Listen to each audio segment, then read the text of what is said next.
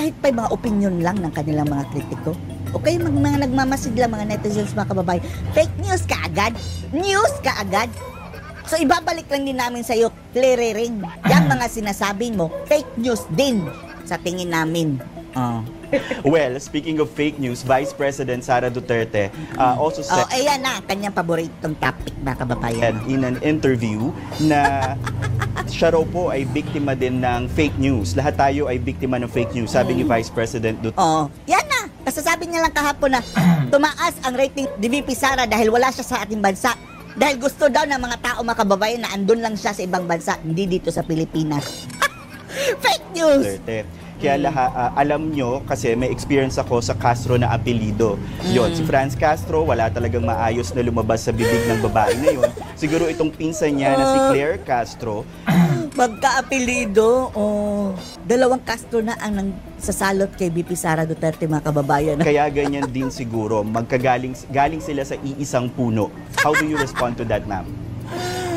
Magkasiputak din. So sinabi ni Vice fake news na naman yan. Ang depensa, mga kababayan, fake news. Presidente na ako'y pinsan ni Congresswoman Franz Castro. Yes po, in that interview. Tama ba ako, Tristan? Oo. So, yun pa lang, sa unang salita pa lang, sa sinabi pa lang ni Vice Presidente, fake news na. Ay, yan. Ang paboritong bukang bibig, mga kababayan. Para itong yung sirang plaka, mga kababayan, paulit-ulit na lang sinasabi, fake news. Ay, hindi ko nakikita yung mga saksakan fake news. Wala naman ako nakikita ang mga nagsuntukan dyan, mga snatching. Kaya fake news. Hindi ko po, Kasin, wala po akong relasyon kay Congresswoman Franz Castro. So, pinsan kayo sa bunganga. Yan ang tinutumbok ni VP Sara. Kung siya mismo nagpapalabas nito, galing sa bibig ng isang vice presidente, ang maling informasyon fake news na ako ay pinsan. So what? Wala kaming pake kahit pa'y magkapatid kayo, kahit pa'y maglola kayo. Magandang umaga, mga kababayan. Kumusta po kayo at sa mga mahal nating mga taga-subaybay?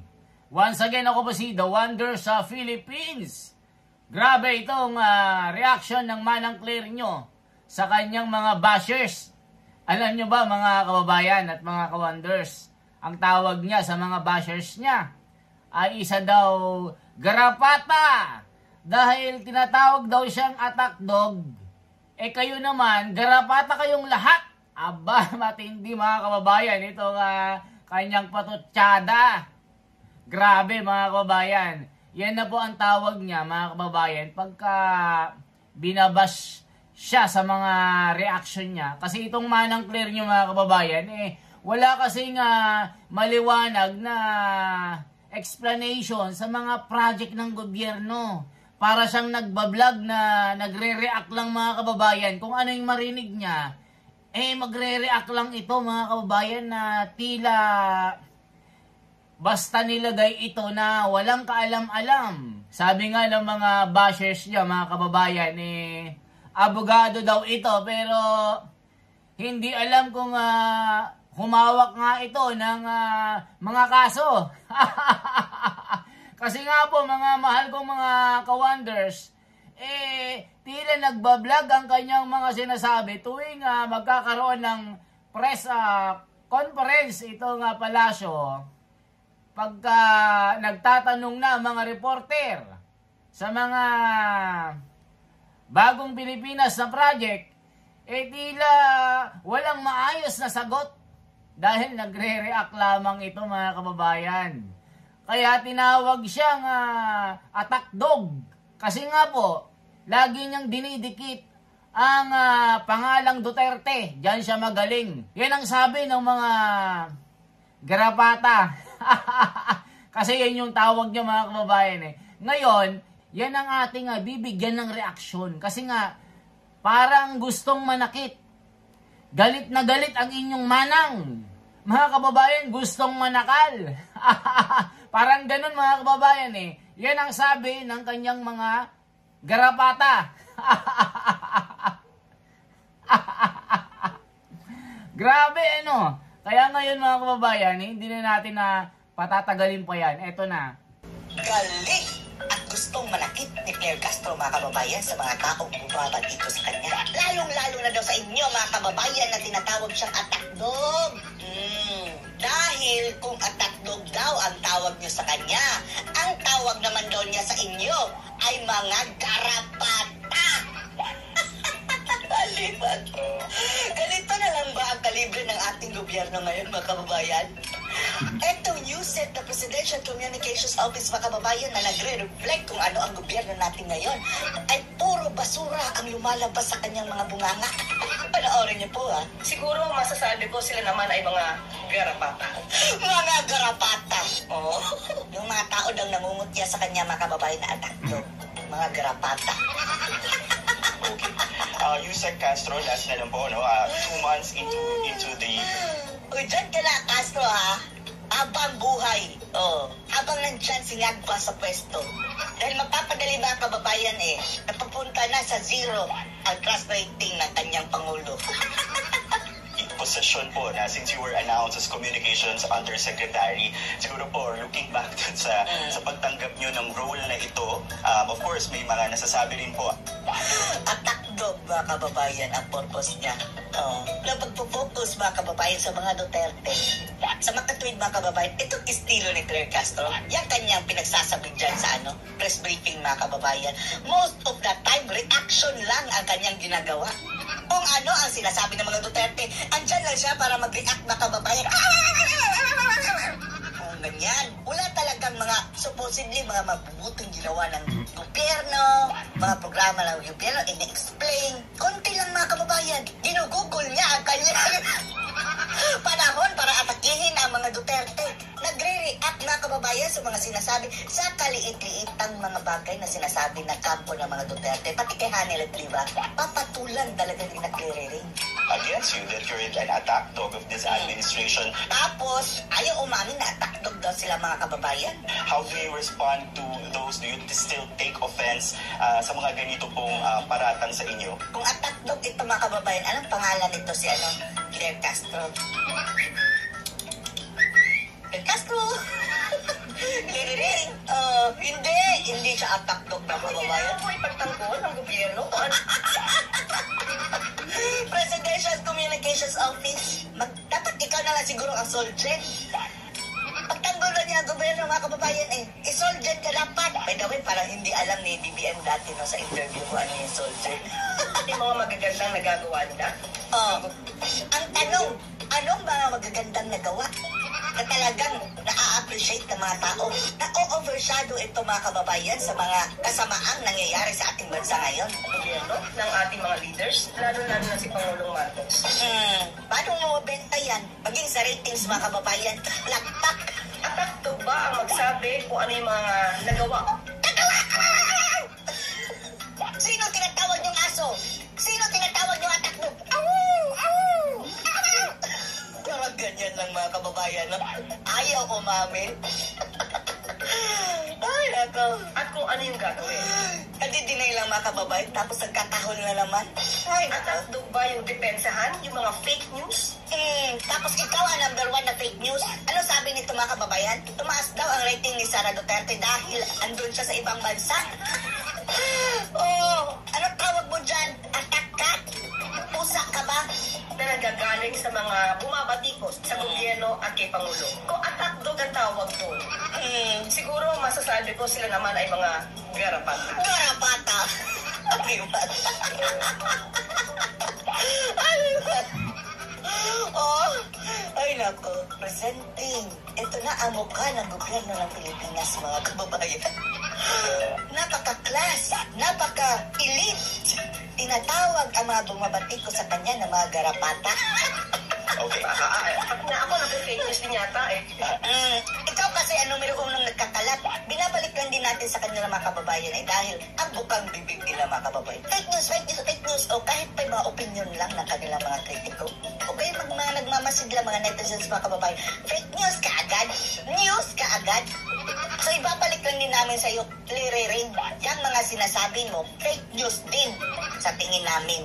Well, speaking of fake news, Vice President Sara Duterte also Oh, said ayan na, kanyang paboritong topic na kababayan. in an interview na siya raw po ay biktima din ng fake news. Lahat tayo ay biktima ng fake news, sabi ni Vice President Duterte. Oo, yan na. Nasasabi niya lang kahapon na tumaas ang rating ni VP Sara dahil wala siya sa ating bansa.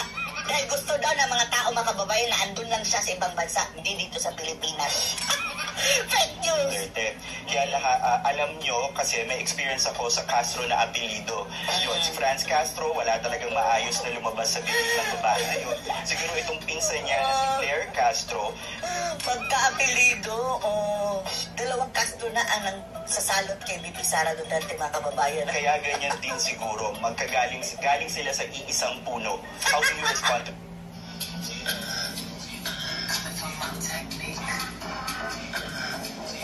No. How do you respond to that, ma'am? Magkasipuntak din. So, sinabi ni Vice Fake news na naman yan. Ang depensa, mga kababayan, fake news. Presidente na ako'y pinsan ni Congresswoman Franz Castro.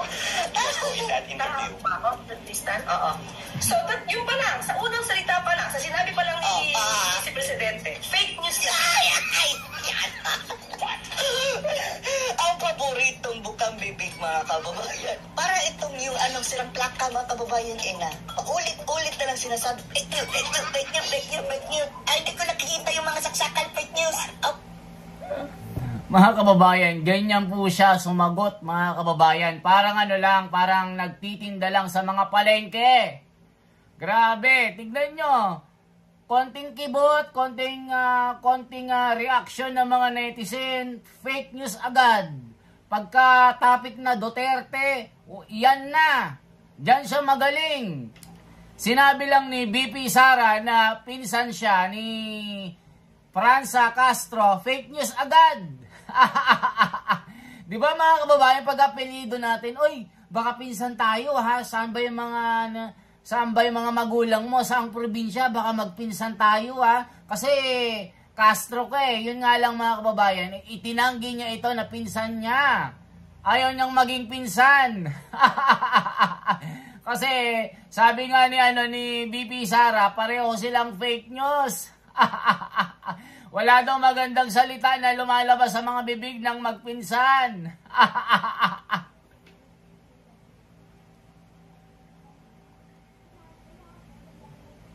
Fake news. Wala naman ako nakikita ang mga nagsuntukan dyan, mga snatching. Kaya fake news. Pinsan niya, Claire Castro, Pagka-apelido, dalawang Castro na ang sasalot kay VP Sara Duterte, mga kababayan. kaya ganyan din siguro.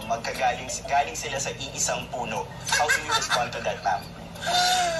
Magkasipuntak din. So, sinabi ni Vice Fake news na naman yan. Ang depensa, mga kababayan, fake news. Presidente na ako'y pinsan ni Congresswoman Franz Castro. In that Tama interview. ba ako? Tristan? Oo. So, yun pa lang, sa unang salita pa lang, sa sinabi pa lang ni Vice Presidente, fake news na. Ay, yan. Ang paboritong bukang bibig, mga kababayan. Para itong yung sirang plaka, mga kababayan, ina. Paulit-ulit na lang sinasabi, fake news, fake news, fake news, fake news, fake news. Ay, hindi ko nakikita yung mga saksakan fake news. Wala naman ako nakikita ang mga nagsuntukan dyan, mga snatching. Kaya fake news. Hindi ko po, Kasin, wala po ako relasyon ni Congresswoman Franz Castro. So, pinsan kayo sa bunganga. Yan ang tinutumbok ni VP Sara. Kung siya mismo ang nagpapalabas nito, galing sa bibig na isang vice-presidente, ang maling impormasyon Fake news. na ako ay pinsan. So what? Wala kaming pake kahit pa'y magkapatid kayo, kahit pa'y maglola kayo. Sino bang mas matanda nila ni Castro, mga kababayan? Pareho lang. Pero mas matanda ata ito eh. Congresswoman Franz Castro. Pareho lang ang muka. Pero yung utak, mga kababayan, parang kambal tukot lang kay Kano. Hindi nga magpinsan eh. Parang kambal tukot kay Franz Castro. Magkasing utak lang sila, mga Di ba kababayan. nakaka-alarma yun? Dahil vice-presidente nagsasabi ng fake news. Mga fake news na naman. Would you label her as fake news peddler? Katulad po ng description din kay former presidential spokesperson Harry Roque. With that statement that she made, na ako ay Kasin at magkatubo. Who are you? Napang-aksayahan ni Sara ng fake news. Ako kami. Ayan mga kababayan, yan po ang bayat ni Manang Claring. Tinawag na fake news sa Fedlers, si BP Sara. Dahil sinabihan lang na magpinsan sila ni Franz Castro. Hindi naman yan literal na sinabi na magpinsan sila mga kababayan. Dahil siguro parehas lang ng lumalabas ng kanilang mga bibig. Kasi itong si Franz Castro at Claire Castro, ito rin yung mga bumabatikos sa Iglesia ni Cristo. Wala rin nga magandang lumalabas sa kanilang mga bibig. Alam nyo mga kababayan, dahil alam nyo yung nangyaring ginawang pagtitipon na malawakan ng INC, tinawag nilang pagkampi daw ito kay BP Sara sa impeachment. Para daw hindi ma-impeach, hindi naman daw kapayapaan talaga ang hinihiling ng Iglesia ni Cristo, kundi para daw pagtakpan ang mga gawain daw ni BP Sara. Hindi nila naintindihan ang hatid na mensahe ng Iglesia ni Cristo. Kaya tignan nyo mga kababayan, yung mga karir nila, mukhang palaos na. Mukhang wala nang patutunguhan yung kanilang mga karera. Ito, pag mga tumakbo sa mga politika, ito, wala na. Kahit itong si Franz Castro, walang makukuhang boto ito sa pamamahala. Kasi wala sa katwiran mga kababayan Wala sa katwiran. Alam niyo na pag wala sa katwiran, hindi yan nakakakita ng katotohanan. Yan lamang po ang aking bahagi mga kababayan. Maraming salamat po. Kaya isang like, isang share, at isang subscribe tayo para mas marami, mas maganda. Salamat po.